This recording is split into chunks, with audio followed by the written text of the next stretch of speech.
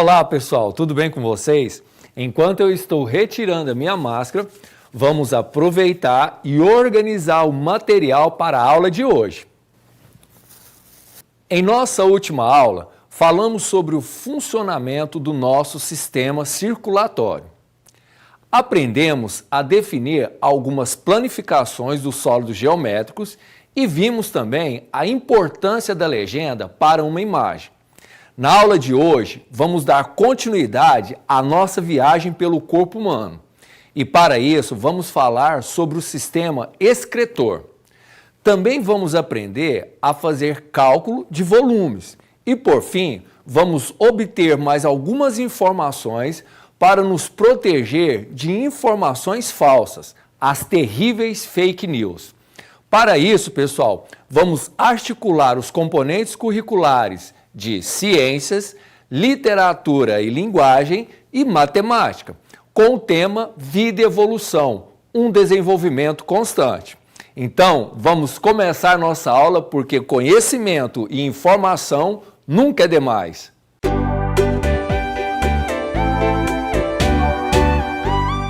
Iniciando nossa aula de hoje sobre o sistema excretor, precisamos fazer algumas reflexões. Primeiro, pessoal, vocês imaginam como é o processo de produção da urina? Por que produzimos urina? Que relação a urina tem com o nosso sangue? Para responder essas perguntas, iremos falar sobre a produção e a eliminação da urina.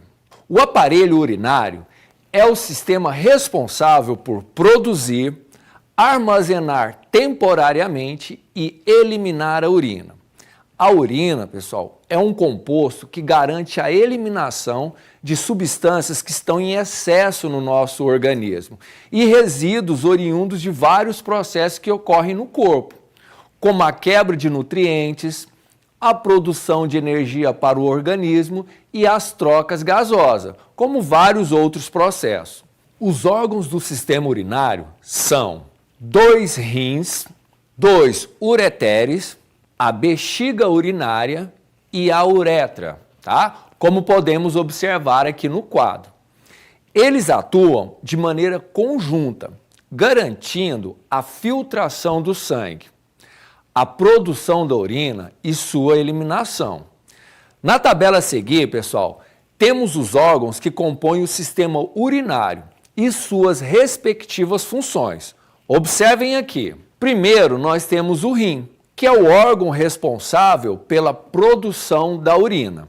Depois, nós temos o ureter, que é o órgão que garante que a urina seja conduzida até a bexiga. Posterior a isso, nós temos a bexiga, que é o órgão responsável pelo armazenamento da urina até a sua eliminação. E por último, pessoal, nós temos a uretra, que é o órgão que garante a eliminação da urina para fora do corpo. Pessoal, vamos observar aqui no nosso boneco a posição em que se encontra o sistema urinário ou o aparelho urinário no nosso organismo, porque ele fica logo atrás de alguns órgãos do nosso sistema digestivo. Então, nós vamos desmontar aqui o nosso boneco. Então, pessoal, nós vamos retirar o nosso pulmão. Eu vou retirar aqui o coração, que faz parte do nosso sistema circulatório. Aqui nós temos o fígado, que iremos retirá-lo. Nós temos o estômago, que faz parte do sistema digestivo. E logo atrás dele, pessoal, nós podemos observar o nosso sistema urinário ou o aparelho urinário. Aqui nós temos os 2 rins, tá? Aqui nós temos o ureter, que vai descer até aqui embaixo, aonde se encontra a bexiga. Então, só para vocês terem ideia que o nosso aparelho urinário, ele se encontra atrás do nosso aparelho digestivo. Mas, pessoal, como funciona o nosso sistema urinário? E a formação da urina? Como que se dá isso? Vamos observar agora.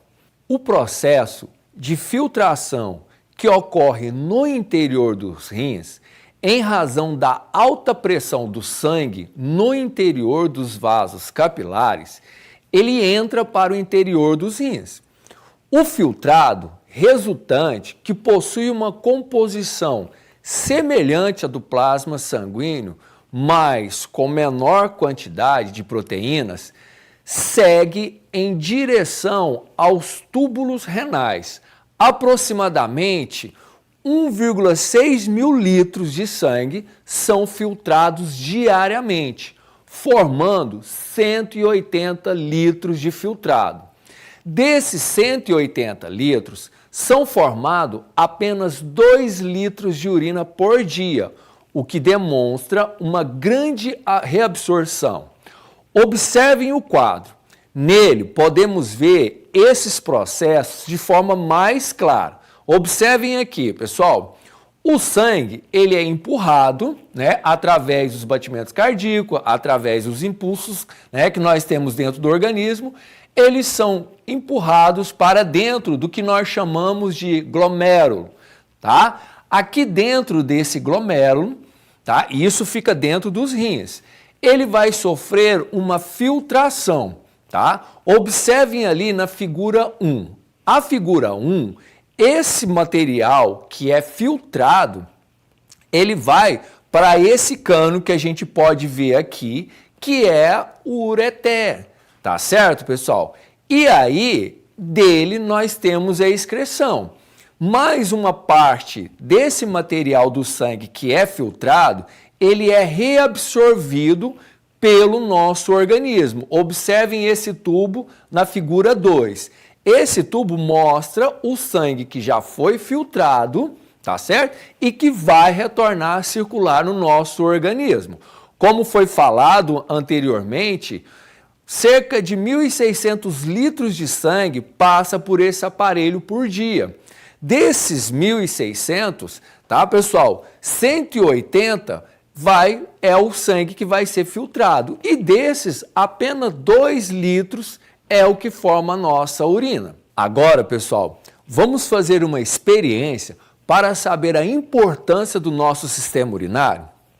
Para essa experiência, vamos precisar de 2 copos, uma colher, um filtro de papel, que eu já deixei aqui dentro do suporte, e vamos precisar também de terra e água. Então, olha só, para essa experiência, o que nós vamos fazer? Nós temos aqui o suporte com filtro, que fará o papel dos nossos rins. Ele vai filtrar as impurezas que estão lá no nosso sangue. Como iremos representar essas impurezas? Primeiro, nós vamos colocar água aqui neste copo. Esse tanto de água, tá bom. E aí, pessoal, representando as impurezas, nós iremos colocar uma colherzinha de terra. Vou colocar a terra aqui, 2 colherzinhas só. E vou misturar. Deu aquele cheirinho de chuva, né, pessoal? A terra em contato com a água. Vocês conseguem observar a consistência que está a nossa água, né? Ela está uma água bastante suja, com bastante impurezas. Então vamos ver qual é a função dos nossos rins? Então, pessoal, o que nós observamos? Que esse filtro aqui, que está fazendo o papel dos nossos rins, ele pegou essa água, vocês lembram, né? Aqui, a consistência que a água estava bastante suja. E ele filtrou, dando essa água com a cor bem mais clara do que a que estava antes. A gente pode até comparar as duas cores. Esse daqui, pessoal, é o nosso sangue. Então, ele entra dentro dos rins com bastantes impurezas e ele sai filtrado. Esse sangue aqui, ó, que está representado aqui, já filtrado, o nosso organismo reabsorve ele e ele volta a circular no nosso sangue. Só uma parte dele é que é produzido a urina, tá certo? A bexiga, em geral, pessoal, acumula de 300 a 500 mililitros de xixi. Mas o mais comum é que a vontade de ir ao banheiro surja antes, quando o nível está em torno ali de 200 mililitros. O intervalo das idas ao banheiro depende de fatores como a hidratação, a temperatura e quanto suamos. O ideal é esvaziar o órgão a cada 2 ou 3 horas, umas 6 vezes ao dia. Fazer esse xixi é também uma maneira de eliminar micro-organismos nocivos ao corpo. Daí, deixar de ir ao banheiro com regularidade acaba estimulando um aumento da população de bactérias e, consequentemente, o risco de infecção no local. Então, devemos evitar de segurar o xixi, procurando sempre ir no banheiro para esvaziar a nossa bexiga. Vocês perceberam que o formato dos órgãos do sistema urinário tem forma cilíndrica? Essa forma nós vimos na aula passada e ela faz parte dos sólidos geométricos estudados na matemática. Mais uma coisa bem interessante que falamos foi sobre a capacidade de urina que nossa bexiga consegue reter. E isso é de acordo com o volume da bexiga. Mas você sabe o que é volume? Como podemos fazer para calcular um determinado volume de um objeto? Vamos descobrir então mais essa importante área da matemática, o cálculo simples de volume. Observem aqui este cubo. Nós vimos na aula passada que um sólido geométrico é classificado como poliedro, que são sólidos formados por mais de uma face. Vocês lembram disso?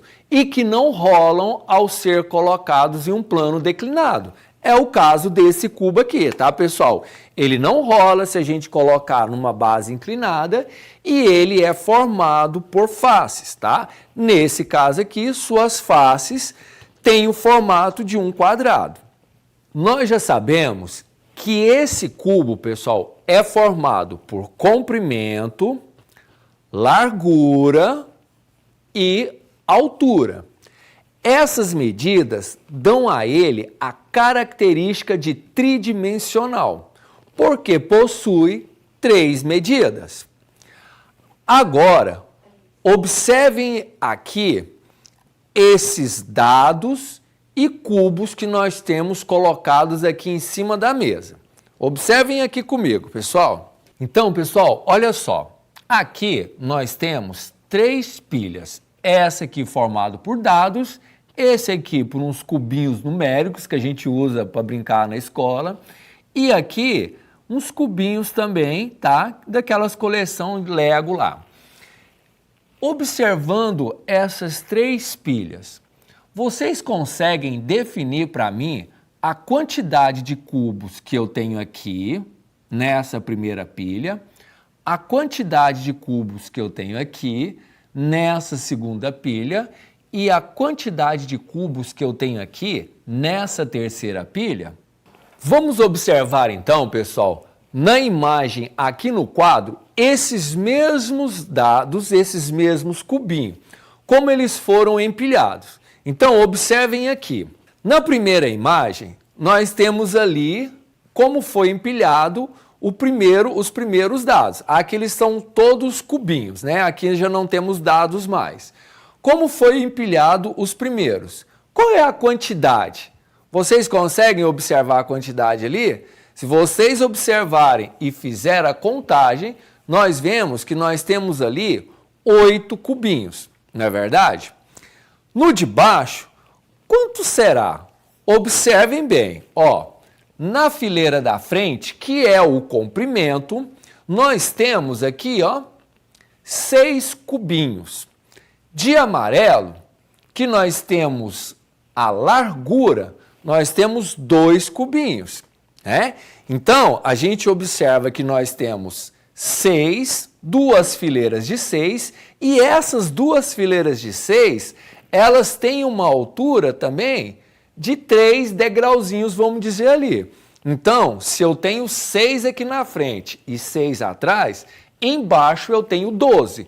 12 mais 12, 24. 24 mais 12 dá um total de 36 cubinhos.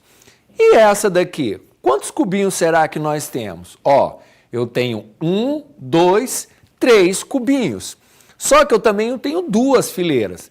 3 na frente, 3 atrás, só aqui embaixo eu tenho 6. E em cima, quantos cubinhos que eu tenho? Ah, fica claro da gente observar que em cima tem 3. Então, 6 embaixo, mais os 3 que estão em cima, nós temos um total de 9 cubinhos. Legal, né, pessoal? Então, a gente consegue definir a quantidade de cubinhos em cada pilha. A grandeza, que calcula a quantidade do espaço que um objeto ocupa, é o volume. Observem esta imagem. Nela podemos ver um cubinho que possui 1 centímetro de comprimento, 1 centímetro de largura e 1 centímetro de altura. Logo, esse cubo tem o volume de 1 centímetro cúbico. Sabe por quê, pessoal? Para que eu calcule o volume de um cubo, eu vou multiplicar o comprimento pela sua largura e pela sua altura. Então, eu tenho ali, ó, 1 centímetro de comprimento vezes 1 centímetro de largura vezes 1 centímetro de altura. 1 vezes 1, 1. Vezes 1, 1. Então, eu sei que em termos de valor é 1. Como nós estamos falando de 3 medidas, eu multipliquei os centímetros quantas vezes? 3. Por isso que nós colocamos o 3 ali em cima. Porque nós estamos calculando o volume de uma figura que tem 3 medidas: comprimento, largura e altura. Para determinar o volume de um bloco, podemos multiplicar então suas dimensões: comprimento vezes a largura vezes a altura. Observe o modelo e vamos calcular o seu volume. Olha só, pessoal, nós temos aqui um modelo ali, né, que é o que eu quero calcular. Eu sei que eu tenho vários cubos empilhados e esses cubos, cada um tem 1 centímetro. Só que como eu tenho 4 cubos colocados um do lado do outro, o meu comprimento será de 4 centímetros. Como eu tenho 2 fileiras, e lembrando, o cubo, né, o cubinho, ele tem lá a sua área de 1 de comprimento, 1 de largura, 1 de altura. Aqui, a largura desse desenho que nós estamos vendo, desse objeto, ele tem 2 centímetros de largura. E qual é a altura? A altura dele é de 3 centímetros. Vocês se lembram como que a gente faz para calcular o volume? Não é comprimento vezes a largura vezes a altura? Então vamos fazer isso? Ó, eu tenho o comprimento, que é 4 centímetros. Vou multiplicar pela largura, que é de 2 centímetros. E vou multiplicar pela altura, que é 3 centímetros. 4 vezes 2, 8. 8 vezes 3, 24. E aí, pessoal, nós colocamos centímetros cúbicos, porque nós estamos medindo, nós estamos fazendo o cálculo de 3 medidas que foram dadas em centímetros. Então, comprimento, largura e altura. Por isso, nós colocamos o 3, porque nós estamos calculando o volume. E aí, o volume desse desenho, né, o volume desse objeto, será de 24 centímetros cúbicos. Pessoal, ficou claro como nós calculamos o volume de um objeto? Mas assim, isso é muito importante que fixe bem na nossa cabeça. Então, vamos fazer mais alguns exemplos para a gente fixar bem essa ideia. Então, olha só, temos um outro objeto. Ele também possui 3 centímetros de comprimento, 3 centímetros de largura e 3 centímetros de altura. Lembram como que a gente calcula? Como que vai ser? 3 centímetros de comprimento vezes os 3 centímetros de largura vezes os 3 centímetros de altura. Então, eu vou multiplicar 3 vezes 3 vezes 3. 3 vezes 3, 9. 9 vezes 3, eu vou achar o volume daquele objeto de 27 centímetros cúbicos. Mas olha só, não é só em centímetros que a gente pode calcular. Existem outros tipos de medida. Por exemplo, esse bloco aqui de mármore empilhado, tá?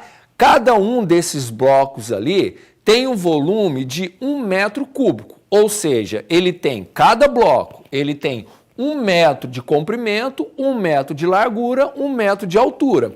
Mas ali, pessoal, nós estamos vendo 8 blocos empilhados, 4 embaixo, 4 em cima. Logo, o comprimento desse bloco inteiro ali, formado por esses 8 blocos menores, vai dar 2 metros de comprimento, 2 metros de largura e 2 metros de altura. Vamos calcular, então, qual que é o volume desses 8 blocos agrupados ali? Então, vamos lá. Ó, primeiro, lembram, né? 2 metros de comprimento vezes 2 metros de largura vezes 2 metros de altura. 2 vezes 2, 4. 4 vezes 2, 8 metros cúbicos, porque agora nós não estamos calculando em centímetros, e sim estamos calculando em metros cúbicos. Então, pessoal, nós podemos calcular, né, o volume de um objeto em várias escalas, seja ela volume, centímetro, decímetro e várias outras. Observem aqui, nós podemos definir o volume como sendo a quantidade de espaço ocupada por esse objeto no espaço, né? E essa unidade cúbica, ela pode ser medida em centímetros cúbicos, decímetros cúbicos, metro cúbico, quilômetro cúbico e etc. Pois existem várias outras medidas que nós podemos utilizar para fazer o cálculo de volume. Agora, pessoal, que vimos o conceito e como podemos calcular o volume de objeto, você não poderá mais ser enganado por notícias ou mensagens falsas que circulam na internet sobre esse assunto. Isso mesmo, a informação e o conhecimento é uma das maneiras mais seguras de nos protegermos contra notícias falsas. Afinal, para que nos tornemos um bom leitor, é preciso selecionar de forma criteriosa o que iremos ler. Para isso, devemos nos proteger contra as terríveis fake news. E já que retomamos a este assunto, vamos assistir uma animação que irá nos ajudar a proteger deste mal.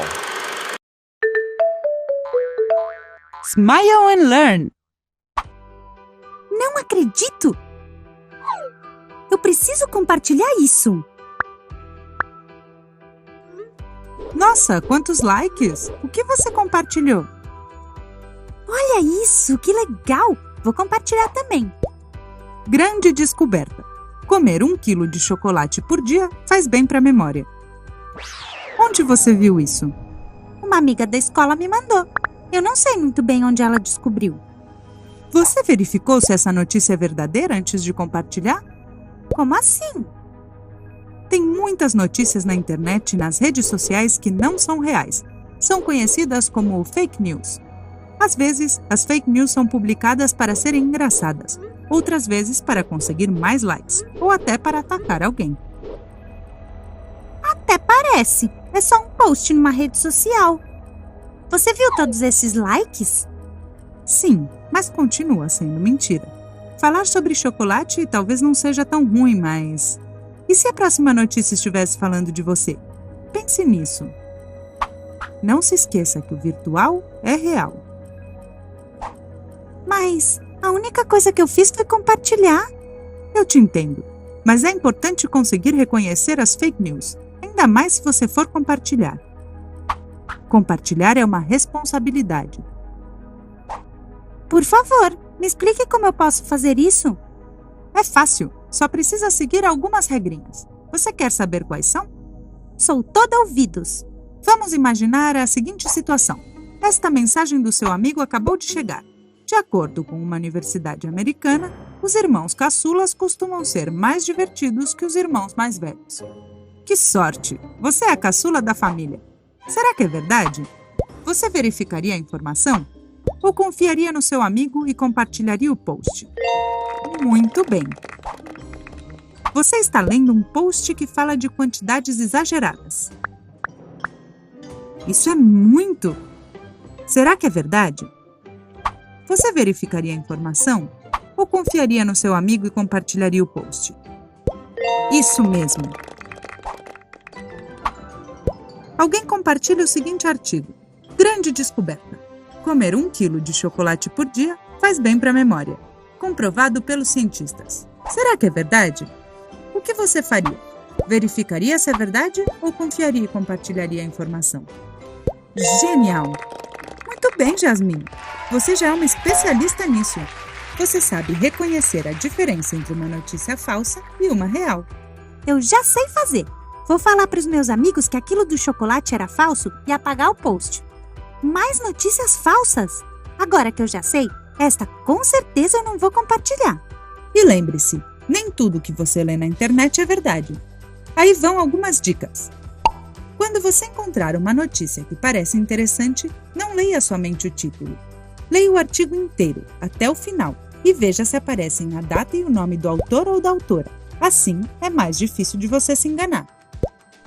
Se o título da notícia tiver cifras altas demais ou incluir palavras como importante, incrível, você não vai acreditar. E erros gramaticais, tenha cuidado. Tente ver outros sites ou jornais onde possam ter notícias parecidas. Se você não encontrar outra notícia, então é uma fake news. Se tiverem te contado a notícia, comprove com um adulto se essa é uma notícia real. Pode ser que a pessoa que tenha te enviado não tenha feito isso, e você pode fazer. Cada vez que você compartilha uma notícia falsa, você ajuda a divulgá-la e faz com que mais gente acredite em algo que não é verdade. Lembre-se que os seus atos podem fazer diferença.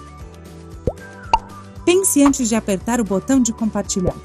O que aconteceria se alguém que você conhece começasse a comer 1 quilo de chocolate por dia?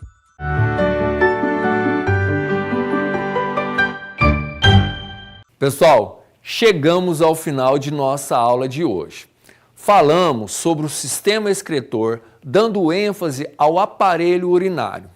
Vimos como fazer cálculos simples de volume, utilizando o cubo como referência. E também vimos uma animação que nos ensinou o que são fake news. Em nossa próxima aula, continuaremos esses assuntos, aprofundando um pouco mais o nosso conhecimento. Então não se esqueçam, anotem todas as dúvidas para tirar com o seu professor de forma presencial ou através das mídias. Faça as atividades disponibilizadas no portal da Prefeitura e as disponibilizadas pelo seu professor. E tenham uma excelente semana e um abraço a todos e até o nosso próximo encontro.